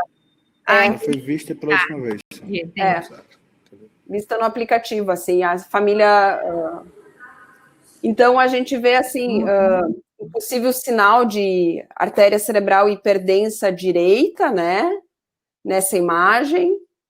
Parece ter um apagamento em ínsula já, também uma área hipodensa na ínsula, aqui talvez dê para ver um pouquinho melhor, assim. Mas uma tomo boa, né, relativamente boa. É. Vou passar de novo aqui para darem uma olhadinha, assim.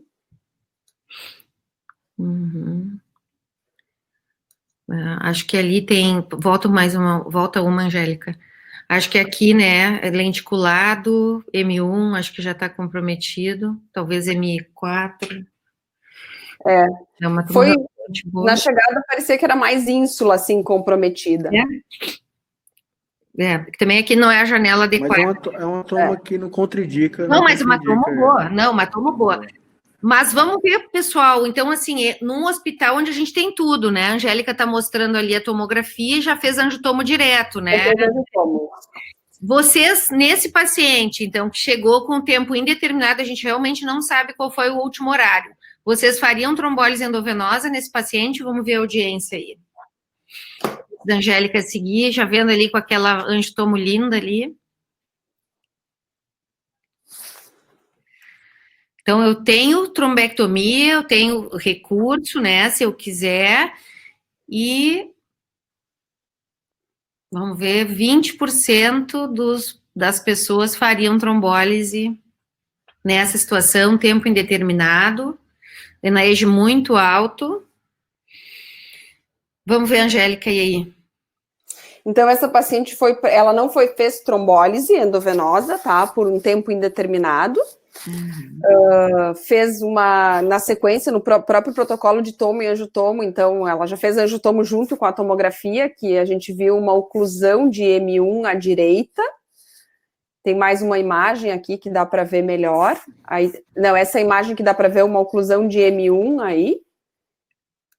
E aqui uma imagem que a gente consegue ver que parece ter uma boa circulação colateral, assim. Excelente fluxo colateral, né? Parece que está até aumentado, né? Verdade. Ele está aumentado em relação ao outro lado para compensar, né? Por isso que a toma é tão boa, né? É isso aí. Então, na chegada, se estimou um Aspex de 9 para essa paciente, uma paciente com NIH de 28, um ranking prévio de 0, né? Um delta T desconhecido, última vez, acessou o aplicativo a última vez às 11 horas, e foi encontrada pela família às 15 horas e 40 minutos, né? Chega no hospital às 16 horas e 36 minutos, teve um tempo de porta-tomo de 19 minutos. E não foi para trombólise por um tempo indeterminado e por ter uma oclusão de grande vaso. E aí? E aí, pessoal, o que fariam, então, com essa paciente? Então, alguns, né, já disseram que fariam trombólise. E aqui a gente dá mais opções, então, para vocês. Usariam só antiplaquetário nessa paciente, porque tem boa circulação colateral e a gente tem um tempo indeterminado. Teriam feito trombólise parado por aí, aquele grupo que faria trombólise. Fariam trombectomia direto, porque ela tem um tempo indeterminado e tem uma oclusão de grande vaso, um NIH alto. Ou fariam trombólise mais trombectomia. Então, aqui a maioria, 80%, fariam trombectomia direto nessa situação, né? E 12% fariam trombólise mais trombectomia, 10% só antiplaquetário, não fariam terapia de reperfusão para esse paciente, para essa paciente. E aí, pessoal? Bom, então a decisão da equipe foi levar essa paciente para trombectomia mecânica, né? E aí eu vou deixar o Lucas aí passar as coisas da trombectomia. Tudo bem, pessoal? Boa noite. Me escutam bem? Muito bem. Ah, perfeito. Então, obrigado a todos pelo convite. É um prazer poder colaborar com esse caso, fazer parte da equipe. Então, como a doutora Angélica já colocou muito bem, era uma paciente previamente muito bem, que tinha esse mismatch clínico radiológico bem expressivo. E para a gente que faz o tratamento endovascular, esse é o caso perfeito, assim, ideal, né? Que a gente tem um bom paciente com déficit grave e é uma lesão que é de fácil acesso. A gente, em 20 minutos, estava no hospital, eu e a anestesista. A nossa ideia era fazer uma trombectomia padrão. Houve um certo delay no tempo pela questão logística de sala. A cardiologia estava ocupando as duas salas, mas isso sempre é assim, né? Quando a gente precisa. Então, aproximadamente uns 40, 50 minutos após a gente conseguiu começar o procedimento, que foi um procedimento rápido, standard, uma trombectomia sem nenhuma grande pormenor, assim. Vocês podem ver aqui que na primeira aquisição que nós fizemos no AP, a gente tem logo após o tronco de M1 aqui, a sua oclusão, com uma excelente circulação colateral aqui em cima. Né? Vocês podem ver aqui. Mostrando bem clara essa circulação colateral excelente que a paciente tem. Uhum.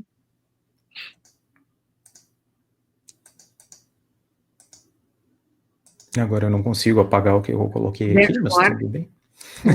Peraí. Aqui, perfeito. Aqui vocês veem no perfil, então, claramente, uma circulação colateral retrógrada muito compatível com o que o professor Otávio falou na angiotomografia, o que já nos dava uma ideia que se a gente tivesse sucesso na trombectomia, essa paciente deveria melhorar clinicamente, né? Aqui, então, a microcateterização seletiva após o coágulo, né? A gente, então, fez uma navegação rápida. Vocês podem ver aqui o catéter balão à esquerda, na carótida cervical mais alta. Aqui nós temos um stent solitaire Platinum 4x40 lá do segmento M2 da ínsula até o começo da carótida. Esse é aquele momento que a gente tem que ter calma e esperar o coágulo dar bem no stent. E após uns 5 minutinhos a gente puxa. Tivemos, então, esse excelente resultado, que a gente classificou como um TIC 3 de primeira passagem, tá? Um dado clínico que a gente viu já, um dado geográfico que a gente viu, vocês podem ver que existe uma pequena área aqui com uma quebra de barreira hematocefálica, né? Então a gente já tinha uma ideia que talvez o paciente pudesse ter algum grau de transformação hemorrágica. Nós mantivemos a pressão do paciente bem controlada. Essa paciente então fez uma trombectomia, como vocês podem ver aqui, antes do tratamento do vasoespasmo. A gente teve um tempo punção recanalização de 19 minutos, tá? Foi bastante tranquila a trombectomia, sem nenhum pormenor. Angélica, por gentileza. Liga o áudio, Angélica. Eu esqueço sempre do áudio. Essa paciente se manteve estável, então, durante toda a trombectomia e pós-trombectomia também sempre manteve um alvo de pressão adequada, não ficou hipertensa em nenhum momento, assim.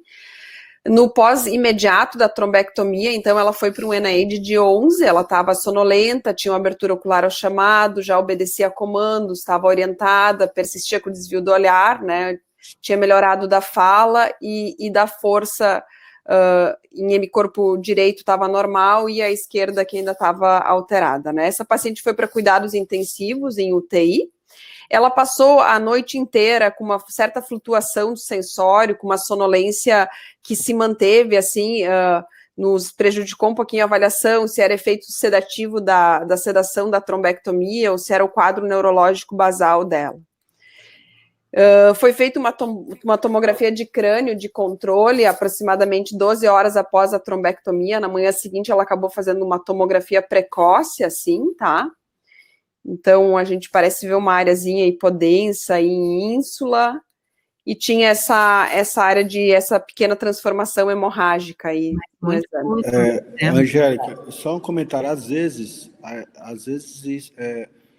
gente tem até uma tese de mestrado de um aluno aqui do Daniel Abud, muitas vezes isso é estase de contraste só, né? Mesmo algumas horas depois, pode ser só estase de contraste. Então, depois, quando você repete a tomo no dia seguinte, isso aí muitas vezes desaparece. Eu não sei se é o caso, mas essa foi uma das discussões de poder ser um extravasamento de contraste ou ser sangramento aí. Mesmo assim, era muito pouco, né? Muito pequeno, né? Mesmo sangramento assim, petequial coalescente. Isso, exatamente. Não muda prognóstico nenhum, IH2 no máximo. Mas ainda pode ser estase de contraste. Isso. Né? Aqui está outra imagem dela. Oi? Não, desculpa, Angélica, Gisele. Não muda nem prognóstico, nem conduta, né? Nem conduta. Então, 24 horas pós-trombectomia, essa paciente evoluiu para um NIH de 8. 36 horas pós-trombectomia, evoluiu para um NIH de 6, com uma melhora importante. A paciente bem acordada, conversando, alerta, com uma discreta disartria e com uma alteração de sensibilidade e força em hemicorpo esquerdo, né? E aí se prosseguiu para a parte da investigação, essa paciente persistia na UTI, né, então tinha uma angiotomografia de crânio e cervical da chegada sem lesão carotídea, né, os exames de sangue com HDL de 45, LDL 121, colesterol total 190, triglicerídeos 129, sorologias negativas, B12, sífilis, tudo negativo. No dia 22, foi feito um eco transtorácico pela manhã. Por que a gente optou por fazer um eco transtorácico, se a gente está num hospital que tem recurso, né, para fazer um eco transesofágico numa paciente com uma clínica compatível com AVC cardioembólico? Porque logo após a trombectomia, na manhã seguinte, ela persistia muito sonolenta ainda. E o medo de levar ela para um transesofágico, fazer mais sedação e talvez a paciente piorar, ficar hipotência, se optou por fazer um transtorácico, para ver tamanho de átrio e fração de ejeção, né, que eram normais. Então, tinha um transtorácico normal do dia 22. E no dia 23, sim, com essa paciente mais alerta, mais acordada, ela estava numa melhora importante, o NIH de 6, se optou por fazer um transesofágico, que tinha um aneurisma de septo, um clorâmio oval patente, com uma passagem espontânea de contraste para o átrio esquerdo, quantificado num shunt grau 3. Bom. Na sequência... Perfeito. Oi, Sheila? Não, perfeito. Segue aí. Na sequência da investigação, ela fez um Doppler transcraniano, né, que já no repouso, uma passagem de solução salina agitada em veia cubital direita, fez um padrão cortina que se repetiu nas 3 primeiras passagens. Eu não cheguei nem a fazer manobra de valsalva, porque é muito compatível aí com o eco transesofágico e o shunt era grande mesmo, né? Bom, e aí no dia 24, então, com o resultado do transesofágico, para seguir a investigação dela, se pediu uma eco venosa de membros inferiores, numa paciente completamente assintomática que mostrou uma trombose venosa de tibiais posteriores e fibulares em membro inferior esquerdo. Tá? Não tinha nenhum sintoma de trombose venosa, assim, foi a verdadeira coisa que a gente pediu o exame. O pessoal da vascular foi fazer o exame lá, escrito suspeita de embolia paradoxal, o pessoal da vascular foi fazer o exame, dizendo assim, esse paciente não tem nada, é aqueles exames que eles pedem, que é sempre normal. Assim. Já reclamando, né? O ecografista que fez o exame da paciente, saiu porta fora do box da UTI, olhou para a intensivista, tem uma trombose. Agora eles vão acreditar quando eu começo tá vendo? Perfeito. Então, na sequência, a gente repetiu a tomografia de crânio, porque a dúvida foi a seguinte: e agora, anticoagular essa paciente ou colocar num primeiro momento filtro de veia cava? E a tomo era essa, era uma tomo de controle igual à tomografia das últimas 12 horas pós-trombólise lá. Então, e aí? É uma transformaçãozinha hemorrágica mesmo em H2, né? Então, agora vamos ver o que a audiência faria: anticoagular, filtro de veia cava ou antiagregante, né? Uma paciente, nesse momento, com NIH de 6, assim. Ela fez ressonância, Angélica? Ela fez ressonância na sequência, não nesse momento. Então, aí, agora, ela tem uma trombose venosa profunda, é possível que tenha feito uma embolia paradoxal, tenha feito esse AVC pela embolia paradoxal, e tem essa tomografia aí. O que vocês fariam agora? Anticoagular o paciente, usar filtro de veia cava ou deixar com antiagregante plaquetário? Vamos votar, pessoal?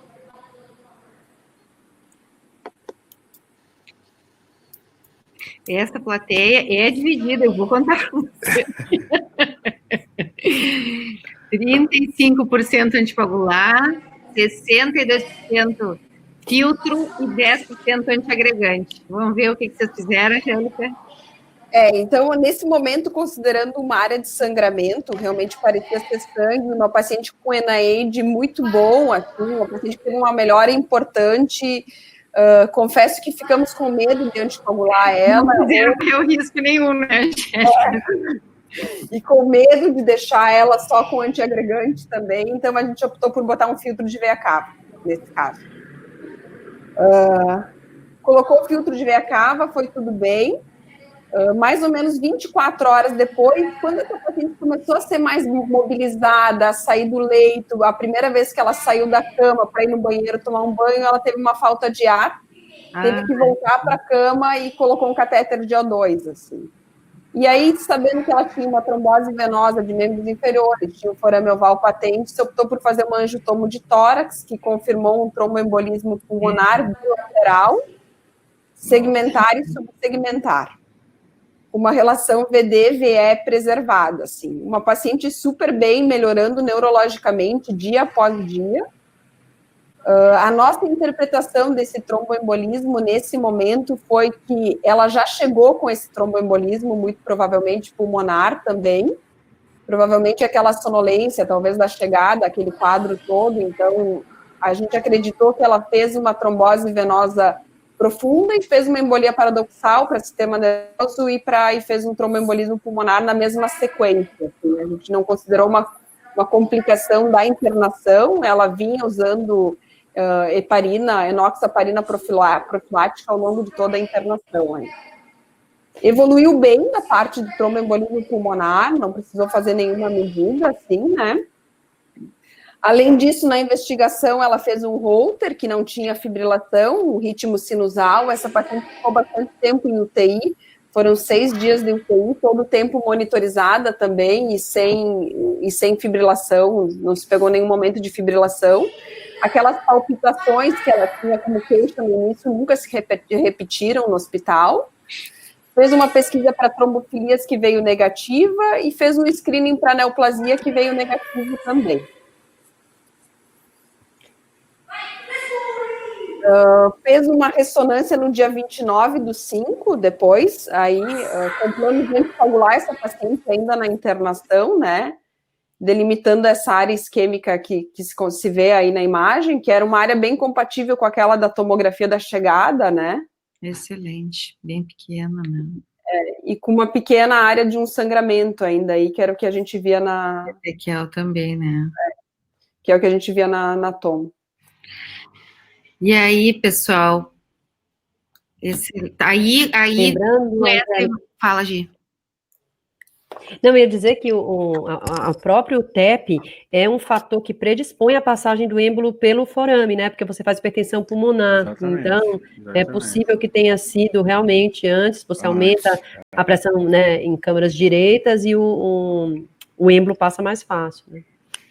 E uma pergunta para Gisele e Otávio. Naquele momento que ela estava com a trombose venosa profunda, com aquela sangramento petequial tipo 2, vocês teriam botado filtro de veia cava ou anticoagulado ao paciente? Eu acho que eu teria colocado filtro de veia cava mesmo, né? Assim, quantos dias estava? No dia seguinte, né? Não, isso foi, 2 Otávio, o filtro foi 48 horas depois. Assim, você está dentro de 48 horas do AVC. É ultra precoce. Ela não foi trombolizada, né? Ela não foi trombolizada, né? Mas, não foi trombolizada. Mas assim, ó, aquela história, se a gente usar aquele algoritmo do Dinner, né? Ele fala o seguinte, né? Então, paciente com AIT, você pode anticoagular no dia seguinte, né? Paciente com NIH até 8, né? NIH baixo, você geralmente espera pelo menos 3 dias. Acima de 8, você espera 1 semana. E acima de 15, 16, você esperaria 2 semanas, pelo menos, né? Então, essa paciente... E, além disso, uma das coisas que empurra para mais, né, aumenta o tempo, é a presença de transformação hemorrágica. Então, eu acho que foi adequado. Eu teria feito o filtro de veia cava mesmo, esperado 1 semana e depois anticoagulado. Agora, uma coisa que antecipa a anticoagulação é justamente a presença de uma necessidade de um trombo intracavitário, um trombo intraatrial, um trombo intraventricular ou um TEP, né? Então, exatamente. Eu acho que assim, eu teria feito o filtro de veia cava imediatamente, que estava com 48 horas de evolução, e reavaliaria eventualmente, depois de 1 semana, 5, 10 dias, começaria a anticoagulação plena. E tem trabalho mostrando também que as primeiras 48 horas tem um registro que chama RAF-NOAC, que é de início precoce dos novos anticoagulantes pós-AVC, né? E nesse registro, exatamente, iniciar precoce, 3, 4, 5 dias, não parece ser um problema, mas iniciar nas primeiras 48 horas, aumentou de sobremaneira o risco de sangramento, 12% de sangramento intracraniano, então, transformação hemorrágica. Então, realmente, eu acho que tinha que ter ido para o filtro mesmo. O pessoal está perguntando porque vocês não acharam motivo para essa paciente fazer trombose, né, Angélica e Lucas? A gente não achou uma causa aí para a trombose venosa profunda dela. A minha interpretação, em algum momento, ela era uma paciente extremamente ativa e ela ficou num confinamento em casa, assim, parou de fazer atividade física, isso associado ao sobrepeso, mobilidade, né? E ela não é Covid, Angélica, vocês testaram Covid? Nessa parte da internação, não. Não então, testou mas eu testaria, né? Eu testaria. Tanto Covid quanto o antifosfolípide, né? Que é bem associado à Covid. A gente tem visto casos aqui. Isso ela fez. Depois de muito antifosfolípide ela fez. Aparece com Covid como um dos eventos da etiologias trombóticas. Né? Exatamente. E o pessoal está perguntando como é que vocês fizeram esse screening para neoplasia, o que vocês fazem normalmente? A gente fez tomo de tórax, tomo de abdômen, ela fez eco mamária, tinha esse cisto sebáceo, acabou depois fazendo ressonância de mama e fez uma eco transvaginal. Tá, e nada de tubo digestivo, não? Daí não foi... Não foi investigado trato gastrointestinal, não. Não tinha queixa de coisa para trato gastrointestinal, acabou não sendo investigado isso. Perfeito. O que mais, então, pessoal? E agora, depois, como é que ficou? A paciente ficou bem, Angélica? Então, essa paciente evoluiu, a gente começou a anticoagular ela mais ou menos dentro de uns 10 dias, pós o ictus de AVC, né? A gente optou por usar a Eliquis, 5 miligramas de 12 em 12 horas, ela teve alta com estatina, com amlodipina, com antidepressivo, né? O NAID da alta de 2 dela, ela ficou com uma hipoestesia no hemicorpo esquerdo e um discreto apagamento do sulco nasolabial, uma força 4+, em hemicorpo à esquerda, teve alta com ranking 1, assim, e se deixou como plano para fechamento do forame oval dentro de uns 3 meses. Pessoal, vamos perguntar para a audiência, pessoal. Essa paciente tem 68 anos, é hipertensa, e tem um forame oval patente com grau 3, um shunt grande, né? Tem aneurisma interatrial, fez um evento isquêmico. Vocês fechariam o FOP, vocês manteriam anticoagulado ou vocês usariam antiagregante plaquetário? Isso pensando aí já em prevenção secundária. 11% antiagregante, 31% anticoagulante, 60% fechamento do FOP. Tem uma pergunta para os colegas experts aí. Quanto vocês acham que valeria a pena, antes de fechar, a gente ir mais além na investigação da fibrilação atrial nesse caso? Tipo, colocar um monitor de eventos, alguma coisa assim. Valeria a pena, não valeria? É uma paciente que já tem uma trombose venosa, né, na perna, então, assim, seria muito azar ter 2 mecanismos. Eu acho que eu faria, mas eu estaria satisfeita, nesse caso, com o Holter de 24 horas. Eu também. Eu faria um Holter, sempre faz, né? Mas eu concordo com a Gisele, eu acho que já tem uma causa bem definida aí, que justifica tudo. Eu insistiria na investigação etiológica dessa trombose dela. Eu acho que o Covid ia bem. Eu acho que o Covid ia bem mesmo. Otávio, mas tu fecharia o FOP? Eu acho que eu fecharia o FOP. Sobretudo se a gente não encontrar causa nenhuma para trombose venosa, né? Porque o FOP é um FOP grande, né? É um procedimento que já está comprovado que reduz o risco, né? Apesar de não ser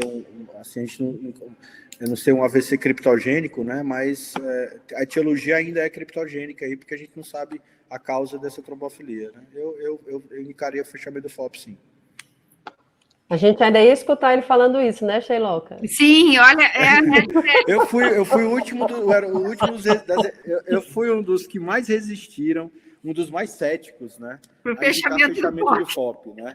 Porque eu assisti de perto também os trials de fechamento de FOP, e a gente via, na verdade, a impressão que dava é que a minha raiva era justamente de botarem todos os AVCs criptogênicos dentro do mesmo saco.